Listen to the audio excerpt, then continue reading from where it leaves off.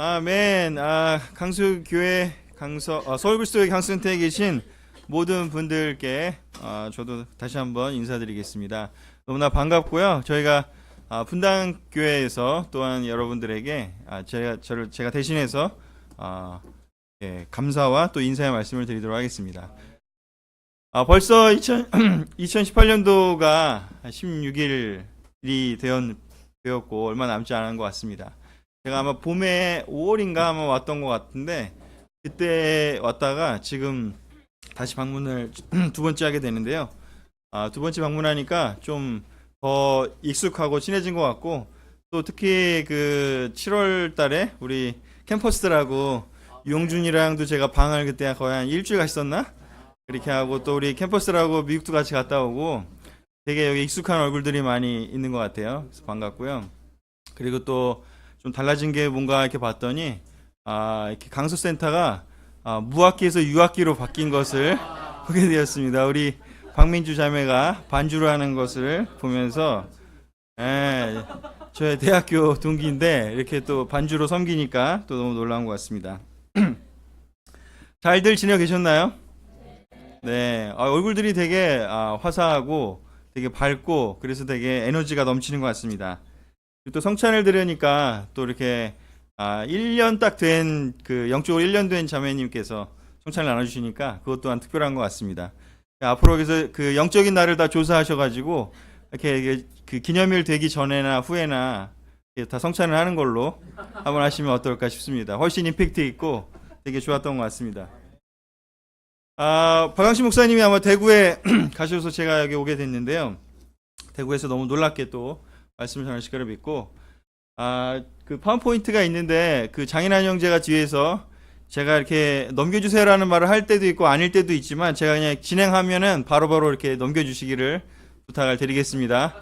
알겠죠? 네, 아멘. 자, 그래서 오늘 제가 나누고 싶은 하나님 말씀은 베드로의 변화입니다. 이러면 딱 넘겨줘야 되는데. 자, 그렇죠? 자, 베드로의 변화.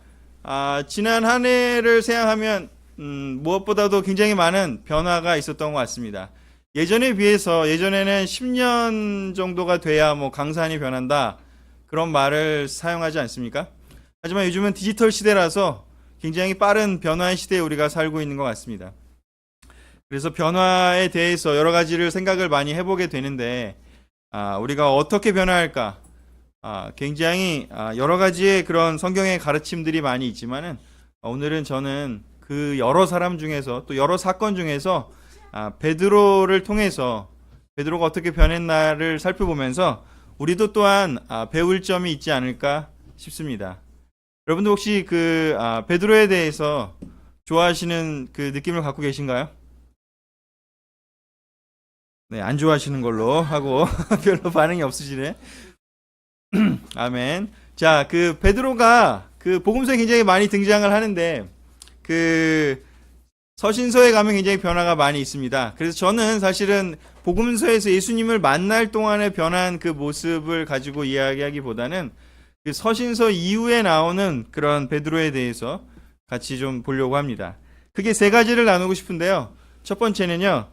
베드로는 예수님을 가진 사람이 되다. 아주 잘하고 있어요. 네. 예수님을 가진 사람이 되었습니다. 그 전에는 베드로가 서신서에 나오기 전 복음서에서의 베드로는 어떤 사람으로 보여질 수 있을까 생각을 해보면 여기 어린 친구들이 많아갖고 이게 그 잘 알지는 모르겠지만 여러분 봉숭아학당이라고 아시나요 혹시? 다행이네요. 봉숭아학당에 보면 옛날에 그 캐릭터 있어요. 이 캐릭터는 모를 거예요. 맹구 아시나요? 모르죠. 역시 아는 친구도 있지만 맹구를 보면 항상 적극적으로 항상 손을 들고 저요라고 항상 먼저 손을 드는 그런 캐릭터입니다. 맹구뿐만 아니라 모든 캐릭터가 거기에 보면 이제 개그다 보니까 이렇게 저요하고 손을 드는데 복음서에서의 베드로는 이렇게 적극적인 이미지예요.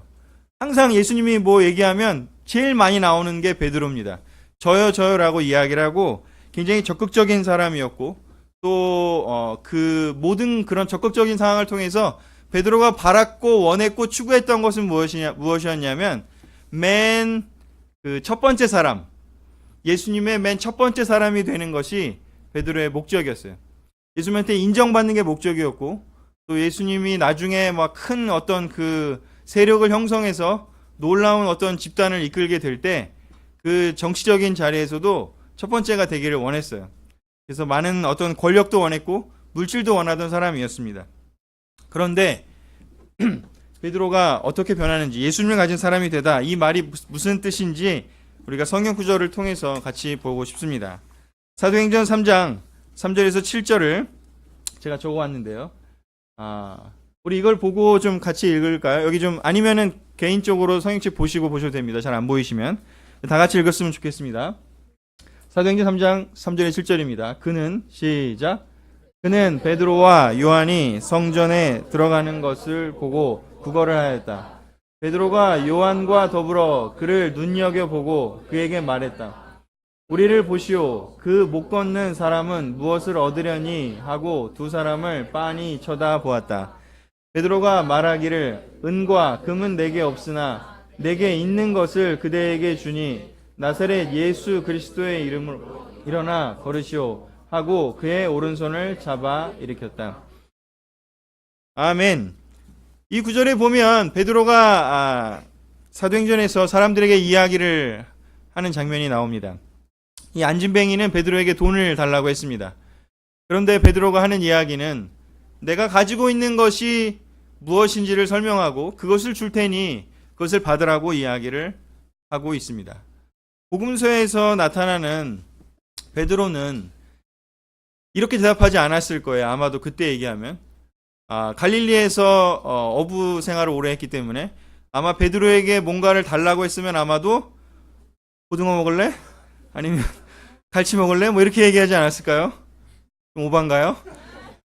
하여튼 생선을 줬을 거예요. 그리고 또 뭐가 있을까요? 자기가 돈을 벌었으면 그 돈을 줄 수도 있고요. 뭐 선물을 줄 수도 있습니다.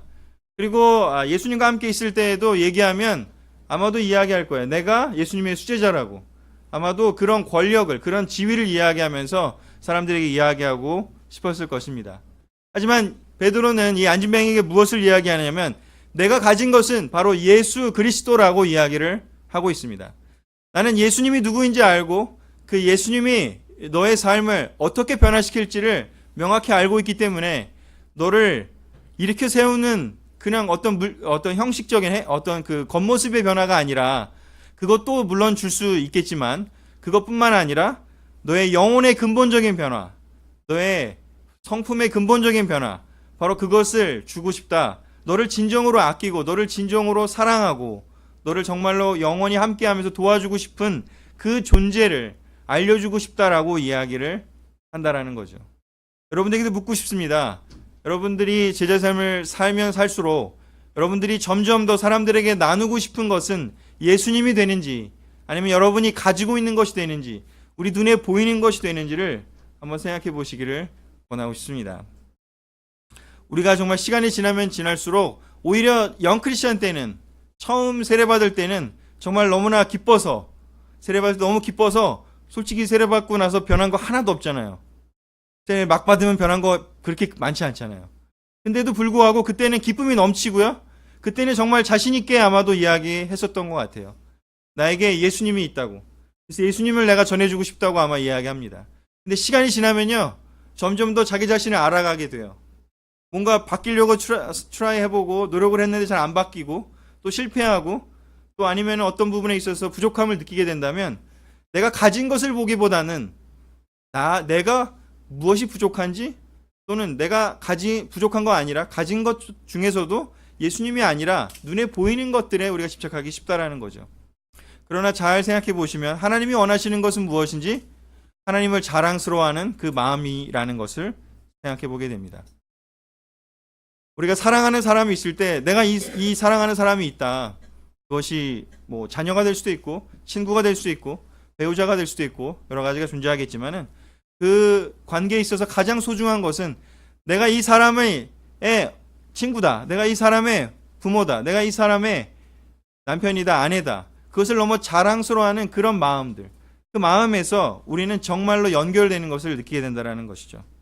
우리가 예수님과의 관계에 있어서 한번 다시 생각해 보시고 우리가 정말로 갖고 있고 정말로 자랑스럽게 사람들에게 이야기할 수 있는 것이 무엇인지를 돌이켜 보시는 남은 12월이 되셨으면 너무 좋겠습니다. 아멘. 자, 두 번째요.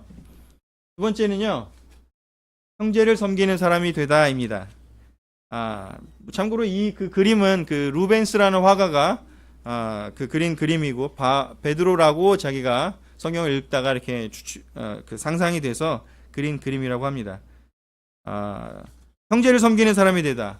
이 부분은 무엇일까? 한번 생각해 보기 위해서 우리 갈라디아서 2장 11절에서 14절을 보겠습니다. 이 부분은 좀 길기 때문에 그냥 제가 읽도록 하겠습니다. 갈라디아서 2장 11절에서 14절입니다. 그런데 게바가 안디옥에 왔을 때 잘못한 일이 있어서 나는 얼굴을 마주보고 그를 나무랐습니다. 그것은 게바가 야고보에게서 몇몇 사람이 오기 전에는 이방 사람들과 함께 음식을 먹다가 그들이 오니 할례받은 사람들을 두려워하여 그 자리를 떠나 물러난 일입니다. 나머지 유대 사람들도 그와 함께 위선을 하였고 마침내는 바나바까지도 그들의 위선에 끌려갔습니다.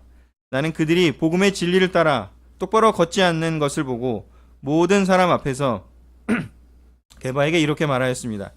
당신은 유대 사람인데도 유대 사람처럼 살지 않고 이방 사람처럼 살면서 어찌하여 이방 사람더러 유대 사람이 되라고 강요합니까?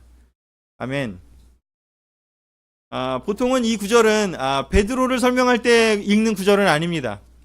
잘 보면 베드로가 야단 맞는 장면이고 혼나는 장면입니다. 그런데 제가 이 구절을 선택한 이유는 이 구절이 베드로의 상황과 바울의 상황을 살펴봤을 때 굉장히 이례적인 상황입니다. 왜냐하면 이 당시에는 갈라디아서가 쓰여진 이 상황, 설명하는 상황은 굉장히 그 초기의 시대를 의미합니다. 그 얼마 되지 않은 교회의 상태를 의미하는데 그 시대에서는 베드로는 사실은 어마어마한 사람이에요. 굉장히 높은 지위에 있었고 예루살렘 교회에서. 바울은 이제 선교 사역을 한 지 몇 년 안 될 때의 바로 모습입니다. 그렇기 때문에 사실은 바울이 이렇게 했을 때 베드로가 공개적으로 야단을 맞는다는 것은 베드로 입장에서는 기분이 나쁠 수 있는 상황이에요. 혹시나 이렇게 이 중에서도 나는 나한테 개인적으로 뭐라고 얘기하는 거는 별로 안 좋아합니다. 나는 공개적으로 있는 자리에서 나에게 책망을 해주십시오.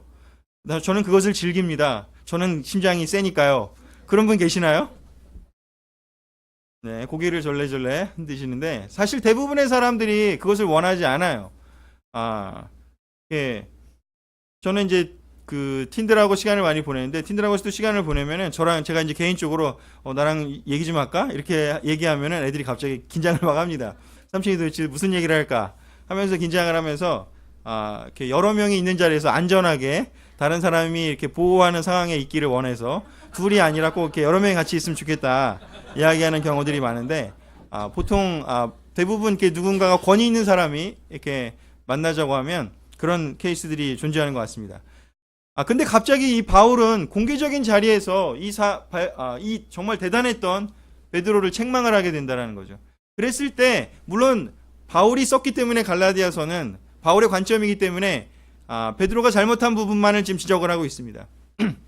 그런데 제가 이제 신학 공부를 하면서 여러 가지 논문을 읽어보고 뭐 여러 가지 이 백그라운드 사항들이나 여러 가지 설명한 걸 보면 베드로가 이렇게 한 것이 이유가 있었음을 이제 알게 되는데 뭐 그것까지 설명하자면 너무 기니까 그것이 궁금하시면 개인적으로 제가 나중에 따로 궁금하신 분에게 설명을 해드리고 제가 논문도 여러 개 소개시켜 드릴 수 있으니까 뭐 그렇게 하는 걸로 하고 중요한 것은 어찌됐건 이렇게 됐을 때 베드로의 상황이면 사실 굉장히 감정이 힘들 수 있다는 거죠. 어려운 마음이 들고 바울에 대해서 열받는 마음도 들고 감히 나한테 공개적으로 책망을 해? 내가 복수하고야 말 거야. 인간적으로 생각하면 이렇게 쉬운데 이 뒤에도 어느 구절에도 또 다른 사도행전에도 어느 구절에도 베드로는 침묵을 합니다. 저는 이 침묵의 의미가 굉장히 크다고 생각을 합니다. 만약에 이때 베드로가 이것을 들고 일어나서 바울을 공격하고 바울을 그렇게 한 것에 대해서 저항을 했고 응대를 했고 반응을 했으면요 사실은 초대교회는 거의 풍비박산이 날 수도 있었고 이방 선교는 사실상 끝장이 날 수도 있는 상황이었습니다. 왜냐하면 베드로가 그렇게 얘기한다는 것은 바울에게는 굉장히 심각한 타격이 되니까요. 그런데 베드로는 그렇게 반응하지 않았고 베드로도 바울도 보호하고 싶었고 또 예루살렘 교회도 보호하고 싶었기 때문에 이때 베드로가 선택하는 것은 침묵이었습니다. 자기에게 그렇게 힘들게 얘기할 수 있는 사람의 말도 옳았지만 어쩌면 오해받을 수 있는 그 상황에서 베드로는 침묵을 하게 된다는 거죠. 여러분, 오해받은 상황에서 침묵을 할 수 있는 경험을 혹시 해보셨나요? 굉장히 어려운 일입니다, 사실은. 어떻게든지 간에 반응하고 싶고 설명하고 싶고 상대방을 바꾸고 싶은 게 우리의 마음이지, 아니면 해코지를 하고 싶은 그 생각이 들던가, 어떻게든 아마 그런 생각을 하기 쉬운 게 우리의 본성인데 베드로는 그렇게 하지 않습니다. 실제로 고린도 교회에 나온 이야기를 보면 베드로파다 바울파다 이렇게 나눠졌다고 합니다. 그것은 뭐냐면 사람들이 그 사람 자신은 그런 걸 원하지 않았음에도 불구하고 나는 베드로에 대해서 더 옹호하고 싶고 나는 바울을 더 옹호하고 싶고 나는 아볼로를 더 옹호하고 싶고 하면서 오히려 그 사람들은 원하지 않았음에도 불구하고 사람들은 또 그렇게 자기 나름에는 그 사람을 보호한다는 생각에 그 사람의 입장을 옹호하면서 그 이야기들을 하게 되면 그것이 하나의 당파가 되고 파당이 된다라는 거죠. 그래서 사실 굉장히 위험할 수 있는 상황이었는데 베드로는 저요 이렇게 열심히 나섰던 사람이 이렇게 침묵한다는 것은 굉장히 어려운 일이라는 거죠. 그리고 뒤에 한참 후의 일이긴 하지만 성경 구절 한 구절 더 보도록 하겠습니다. 베드로후서 3장 15절에서 16절을 보겠습니다. 이것도 좀 기니까요. 그냥 제가 읽겠습니다.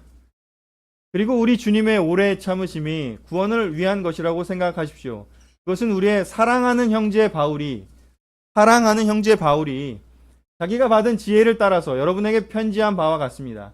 바울은 모든 편지에서 이런 것을 두고 말하고 있는데 그 가운데는 알기 어려운 것이 덜어 있어서 무식하거나 믿음이 굳세지 못한 사람은 다른 성경을 잘못 해석하듯이 그것을 잘못 해석해서 마침내 스스로 파멸에 이르고 말 것입니다.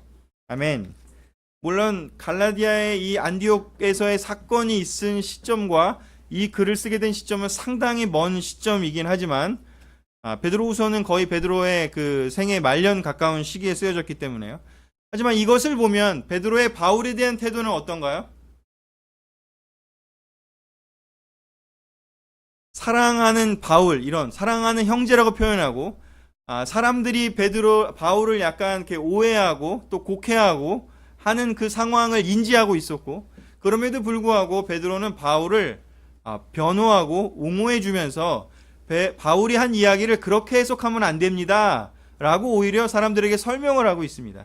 이걸 보면 베드로의 마음속에는 바울에 대한 좋은 마음과 또 사랑하는 마음과 또 연결되어 있음을 느끼게 됩니다.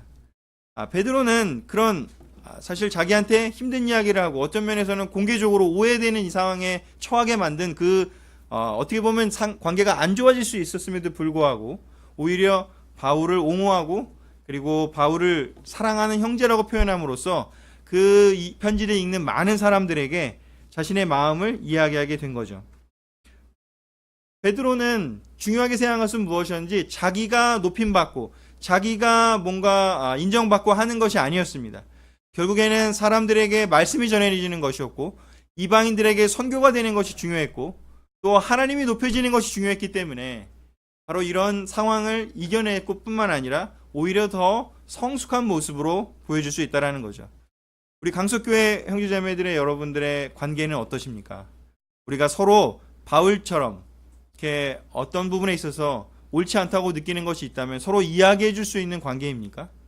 그리고 그 관계를 들었을 때 조금 형식적인 면에서 조금 어그러지고 조금 실수할 수 있을지언정 그 말이 옳은 말이라면 그것을 받아들이고 그 사람을 오히려 옹호해주고 오히려 그것에 있어서 침묵하고 그것을 변화의 도구로 사용할 수 있는 그러한 관점으로 사용하고 계신지 여쭤보고 싶습니다.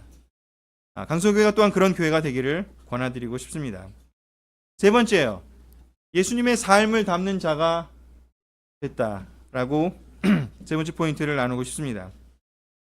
우리 이어서 베드로전서 3장 12절과 13절을 보겠는데요. 같이 읽었으면 좋겠습니다. 사랑하는 여러분부터 시작. 사랑하는 여러분, 여러분을 시험하려고 시련의 불길이 여러분 가운데 일어나더라도 무슨 이상한 일이나 생긴 것처럼 놀라지 마십시오. 그만큼 여러분은 그리스도의 고난에 동참하는 것이니 기뻐하십시오.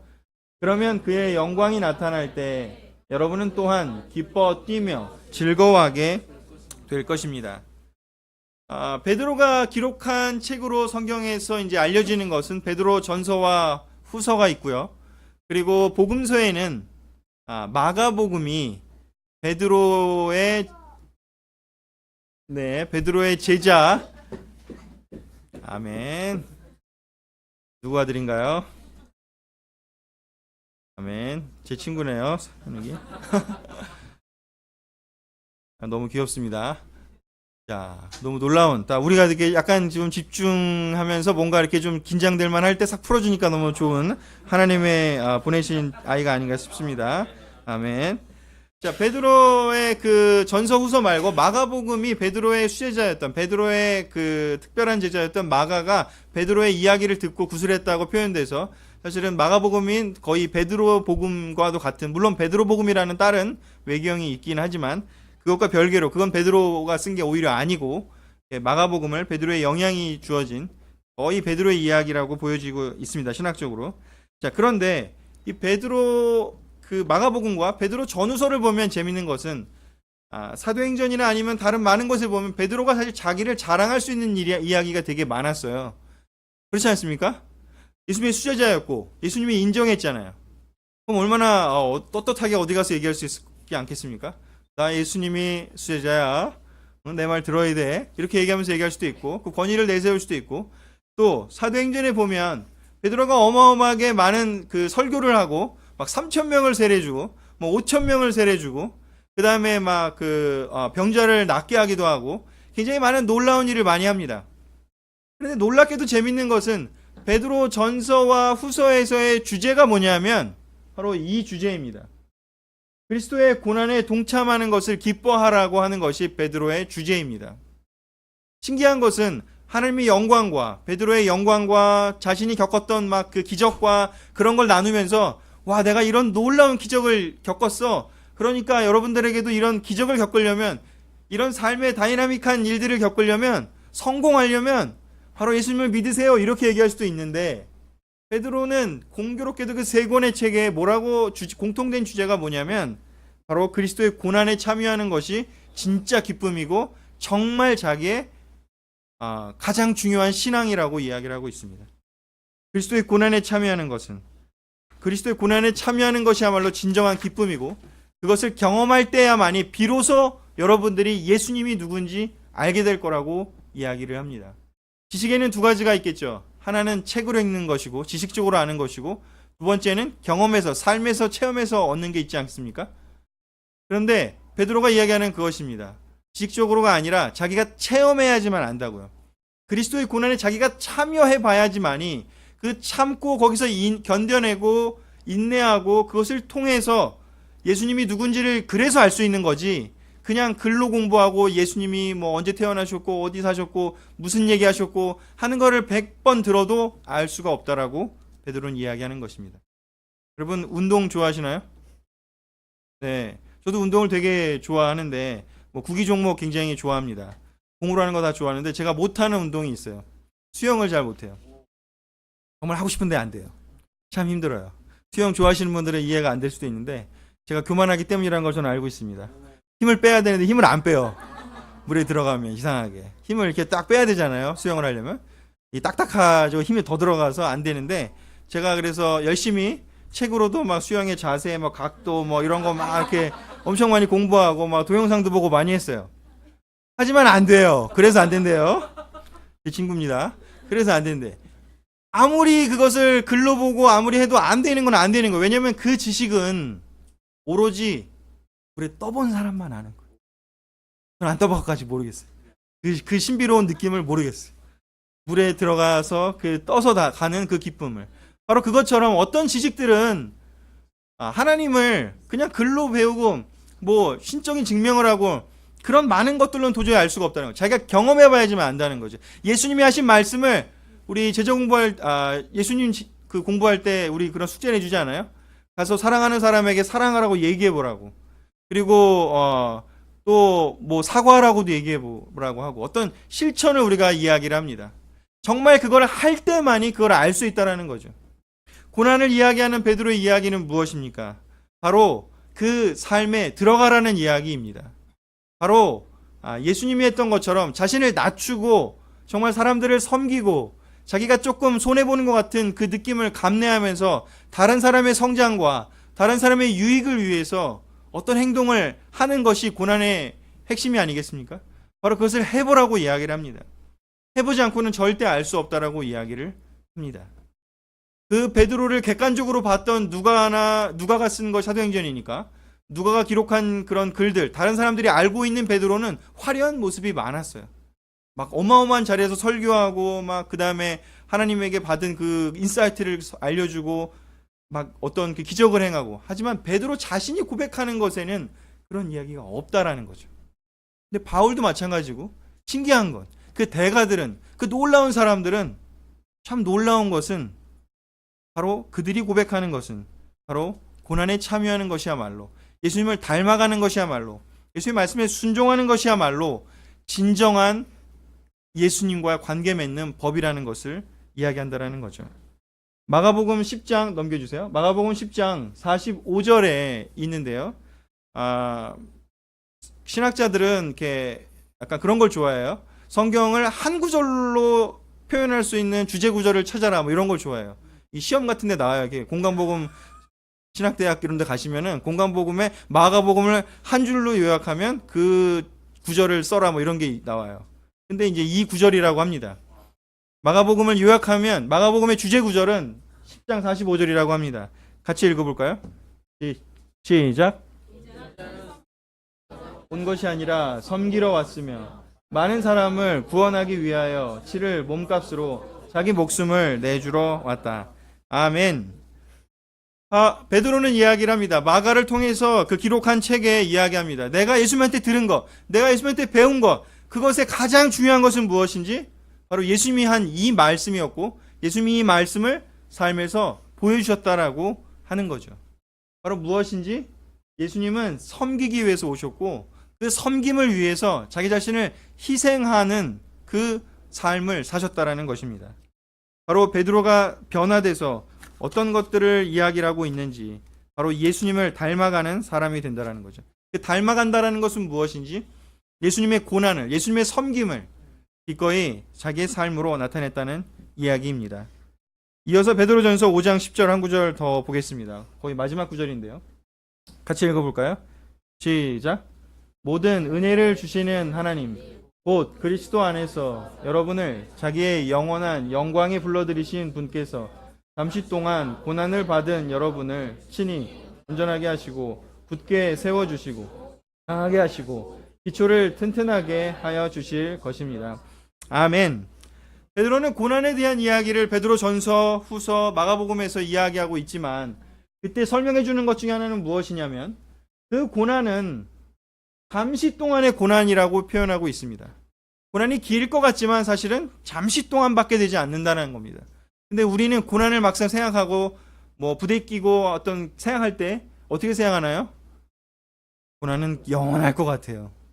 계속 될 것 같고 끝나지 않을 것 같고, 그래서 시작하기 싫고 그것이 영원히 남을 것 같다라는 거죠. 하지만 베드로는 설명합니다. 그 섬김에 있어서의 그 작은 그 어려움, 그 힘듦은 잠시라고요. 지나간다고요. 하지만 그걸 통해서 어떤 일이 벌어지는지, 그걸 견뎌냈을 때 그 어려움, 그 섬기기 위해서 그 자기 그 어떤 것들을 꺾었을 때, 그때 우리가 한 그 행동을 통해서, 그 마음을 통해서, 그 겸손의 행위를 통해서 어떤 일이 벌어지는지 하나님이 친히 온전하게 해 주신다고 이야기를 합니다. 우리가 그렇게 우리 스스로를 낮출 때 비로소 하나님이 그때 친히 임재하시고 들어와서 굳세게 해주시고 온전하게 해주시고 강하게 해주시고 튼튼하게 해주신다고 베드로는 설명하고 있습니다. 이 아래에 있는 거 다 원하는 거 아닌가요? 온전하고 싶지 않으세요? 굳게 서고 싶지 않으세요? 어떤 일에도 흔들리지 않는, 저는 이게 정말 너무 되고 싶은데 너무 많이 흔들려가지고, 걔네들이 막 조금만 뭐라고 이렇게 삼촌 너무 재미없어요 막 이러면 막 마음이 무너지고 막 여러 가지로 막 저랑 시간 보낼 때 여러 가지 이렇게 제가 얘기하면 제가 많이 쉽게 흔들리는 것 같아요. 끝까지 흔들리고 싶지 않아요. 그리고 강해지고 싶어요. 어떠한 어려움이 오더라도 강하게 견뎌내고 싶어요. 그 다음에 튼튼하게 해서 기초가 튼튼하게 서 있어서 어떤 외부의 흔들림이 있어도 그 기초가 흔들리지 않기 때문에 조금 다시 내려갈지언정 다시 일어날 수 있는 그런 상태를 설명하고 있습니다. 그런데 그런 상태가 되려면 베드로는 뭐라고 설명하는지, 놀라운 레슨을 하십시오. 하나님하고 놀라운, 하나님한테 계시를 받으세요. 기적을 경험하세요. 누군가를 한번 놀라운 일을 경험해 보세요. 많은 일을 하세요. 그렇게 설명하지 않습니다. 어떻게 설명하는지, 잠시 동안 받는 그 고난에 참여하라고 이야기를 하고 있습니다. 마지막 장면을 보여드리고 싶습니다. 코바디스 혹시 들어보셨나요? 네, 요한복음 21장 18절 19절에 예수님이 예언한 것을 실제로 나타나는 것인데, 나중에 그 베드로가 자기의 삶에 있어서 초반에 예루살렘 교회에 너무 놀라운 수장이었고 엄청나게 많은 사도행전 초기에 보면 막 설교하고 막 엄청난 일을 하잖아요. 그런데 15장 이후에 가면 변화를 일으킵니다. 그 뒤부터 베드로가 나오지 않습니다. 그 뒤에는 어떤 일이 벌어지냐면 예루살렘 교회의 대표자가 야고보가 됩니다. 그래서 야고보에게 그 자리를 내어주고 베드로는 고넬료의 그 환상을 통해서 어떤 일을 하냐면 바울을 도와서 선교하기에 열심을 내기 시작합니다. 그리고 소아시아 교회로 가고 또 여러 지역을 선교를 하는데 도와줍니다. 그런데 기록은 별로 남아있지는 않아요. 놀라운 건 묵묵하게 바울을 오히려 섬기고 서포트하고 자기가 할 수 있는 그 모든 것을 다해서 섬기다가 로마로 가게 되는 이야기입니다. 로마로 갔을 때 로마로 들어가서 너무나 열심히 하다가 거기에 이제 네로 왕제가 핍박을 할 당시니까 너무 두려워서 로마를 떠나려고 나오는 길에 환상을 봤다고 합니다. 전승에 의하면. 그때 예수님이 다시 그 로마로 들어가는 모습을 보게 됐다고 합니다. 그래서 베드로가 주님 어디로 가시나요? 그게 이제 이 코바디스입니다. 그때 예수님이 그렇게 얘기했다고 전승에 나와 있습니다. 네가 로마를 떠나고 다시 이렇게 두려워서 나가니까 내가 다시 로마에 들어가서 십자가를 지러 들어가야겠다고 얘기를 했다고 합니다. 그때 그 이야기를 듣고 그 환상을 보고 베드로가 다시 마음을 고쳐먹고 잘못했습니다. 제가 다시 들어가서 그 일을 완수하겠습니다. 라고 이야기를 하고 들어가서 결국에는 십자가에 거꾸로 매달려 순교하게 되는 그런 일이 베드로의 마지막이었다라고 성경이 아니지만 전승에 1세기 2세기 자료에 전승에 그렇게 되어 있습니다. 그래서 이 쿠어바디스라는 이 라틴어지만 이걸 통해서 뭐 연극도 하고 영화도 하고 뭐 뮤지컬도 하고 많은 것을 하는 것이 바로 이것입니다. 주여 어디로 가시나이까. 바로 베드로의 삶은 그렇게 뒤편에는 거의 조용한, 우리에게 많은 기록을 남기진 않았지만 그의 리더십은, 그의 성품은 그렇게 변해서 예수님처럼 변했습니다. 그가 자기의 역할을 다 하는 모습은 오히려 자기를 더 드러내지 않고 조용하게 바로 섬기는, 그리고 예수님을 닮아가는 그의 삶으로 그것을 증명했다라는 거죠. 그래서 오늘 제가 함께 나누고 싶었던 것은 바로 이 베드로의 변화를 나누고 싶었고, 이 베드로의 변화가 복음서에는 많이 나와 있지만, 그리고 너무 재밌는 것은 마가복음에 나와 있는 베드로의 모습은 엉망진창이고 막 야단 맞는 모습 되게 많이 기록해요. 근데 여러분들이 아마 여러분 자서전을 누군가에게 이렇게 불러줘서, 대필 작가에게 불러줘서 얘기한다고 하면 뭐 좋은 얘기를 많이 얘기해 줄까요? 아니면 자기가 야단 맞고 모질하고 실수한 걸 많이 얘기할까요? 뒤진 걸 많이 얘기할까요? 훌륭하신 형제네. 저는 안 그럴 것 같아요. 좋은 얘기를 많이 하고 포장하고 자연스럽게 제 성품상. 그런데 놀랍게도 신기한 건 마가복음만 읽어보세요. 베드로는 엄청나게 그 야단 맞은 모습, 부정적인 모습이 훨씬 많이 나타나 있습니다. 그는 그의 약점을 드러냈고 오히려 자기의 부족한 면을 더 많이 드러냈습니다. 기독교의 핵심은, 예수님의 가르침의 핵심은 바로 그것입니다. 자기의 약점을 나누고 자기의 부족함을 나누고 오히려 하나님을 높이고 오히려 교회를 세우는 것에 집중하고 다른 사람들을 성장하고 하나님 말씀이 전해주시는 것에 성장하는 것입니다. 제가 잘은 모르지만 그냥 느끼는 느낌은 이 강석교회가 베드로의 성품을 많이 닮았다고 저는 좀 생각이 듭니다. 어떤 면에서는 분당교회 같은 경우는 어쩌면 약간 좀 바울과 느낌이 좀 비슷한 면이 있고, 뭔가 이렇게 막 적극 이렇게 막 그 드러내는 것에 좀 많이 한다고 치면, 예를 들면 꼭 비교하지는 마시고 그냥 스쳐 지나가는 말로 들으십시오. 저는 어쩌면 강소교회가 훌륭한 캐릭터가 가신 분들이 많다고 싶습니다. 막 드러내지는 않지만, 그렇지만 숨겨져서 자기를 오히려 감추고 오히려 다른 사람들을 섬기는 그 놀라운 면을 여기 계신 많은 분들이 대한민국 그리스도교회를 대표해서 강소교회가 보여주고 있는 것이 아닌가 싶고, 여러분들의 그런 놀라운 성품을 정말 더 하나님과 가까운 시간을 보내는 걸 통해서 더 많이 드러내 주시기를 부탁드리면서 오늘 말씀을 마치고 싶습니다. 감사합니다.